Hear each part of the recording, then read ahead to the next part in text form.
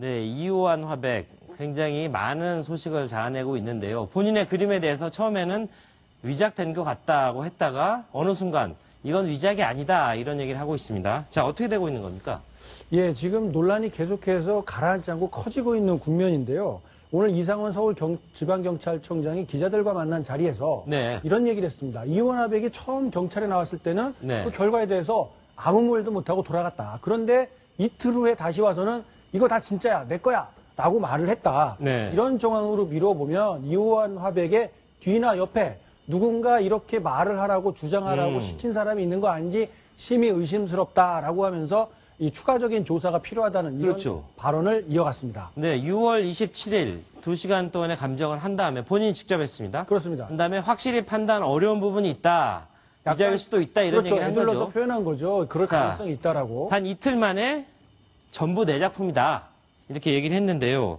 자, 누군가 사주를 받았다. 자기 본인의 그림 값이 떨어질 걸 우려한 걸까요? 어떨까요? 그래서 만약에 말씀하신 것처럼 그런 식의 우려 때문에 저런 행동을 하셨다라고 하면 이른바 사후 방조를 시도했다고 볼 수도 있고 사후 방조요. 네. 사기를 뒤에 범죄가 일어난 뒤에 사기를 계속해서 유지하기 위해서 했다라는 정말 가정할 수밖에 없는 저는 믿고 네. 있다는 얘기고요. 나가서 그게 아니더라도 혹시라도 주변에 그 어떤 그 범죄로 인해서 이득을 얻으려는 사람들의 꾀임에 넘어가서 뭐 증거인멸이나 이런 것들을 시도하려 했다라는 얘기도 될 수가 있어서 이게 왜 이런 얘기가 나오는지 모르겠지만 굉장히 충격적인 사실은 어떤 소식인 거죠. 네, 신기선 대기자. 제가 볼 때는 저분이 80살을 먹었거든요. 네. 기자들하고 대하는 태도라든가 걸 보면은 누구의 사주를 받아가지고 아.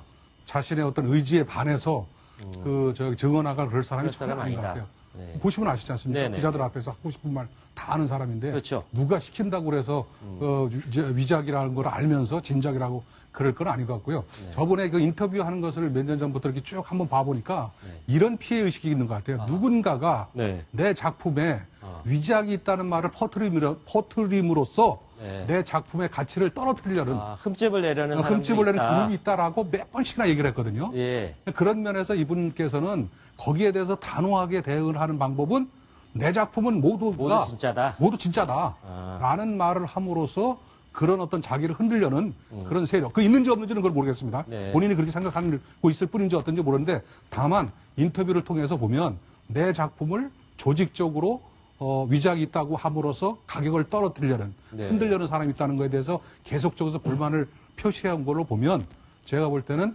아무래도 본인이 위작이냐 진작이냐를 떠나서 내 작품에는 위작은 없다는 것을 강조하려는 그런 것이 너무 앞서고 있는 것이 아닌가라는 네, 그렇군요. 느낌을 지울 수가 없습니다. 어떤 본인 작품의 가치를 지키려는 그런 몸부림이라고 볼 수도 있겠네요. 자, 그것의 진실 여부는 모르겠습니다. 네네네.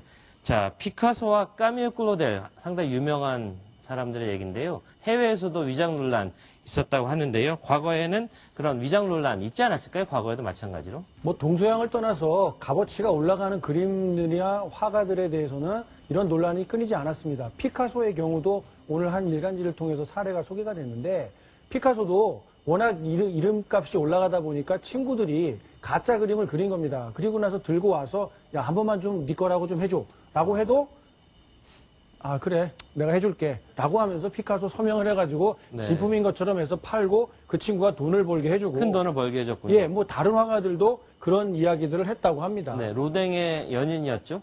예, 까미유 클로델도 마찬가지 비슷한 일이 무명화가 나 돈 필요하다고 하니까 그렇게 네. 서명해서 자 갖다 팔아라 라고 하면서 이름값을 활용할 수 있게 그렇게 나쁜 짓에 가담을 해주기도 했었고요. 네. 물론 아주 오래전 일이니까 이렇게 형사처벌되지는 않았고 이렇게 그냥 나중에 일화로 나왔던 것이고요. 네. 베르나로 랑시악이라는 유명 화가도 네. 위작인 걸 알면 위작이다라고 본인이 말은 했지만 나중에 보니까 진품 보증서가 발견되는 그런 정반대의 일까지 있었다고 합니다. 네, 심정수 차장. 네. 대리화를 썼던 조영남 씨 이제 곧 법정에 들어선다고 하죠. 네, 맞습니다. 이 사기 혐의로 재판에 넘겨진 조영남 씨 재판이 이틀 후인 13일 날 이제 개시가 되고 조영남 씨가 피고인 신분으로 법정에 서게 됐는데요. 네. 일단은 1심 같은 경우에는 지금 어느 법원을 관할 법원으로 할지를 두고 일단 다툰다고 하는데 조영남 씨 측에서는 서울이 거주지고 서울이 주 작업이 있으니까 네네네. 서울에서 하자 뭐 이런 요구를 하고 있다고 하는데 어쨌든 재판이 진행되면서 뭐 새로운 사실 같은 것들이 드러날 것 같습니다. 네, 속초를 기피하고 서울에서 하고 싶다. 이 얘기는 아무래도 본인의 어떤 이동 같은 걸 생각해서 그런 거겠죠? 네. 네. 자, 13일부터 속초 지원에서 첫 번째 공판이 열릴 예정인데요. 국민들 관심 많이 샀던 어떤 사건이었던 만큼 저희가 충실하게 소개해드리도록 하겠습니다. 자, 저희는 다음 소식으로 넘어가 보겠습니다.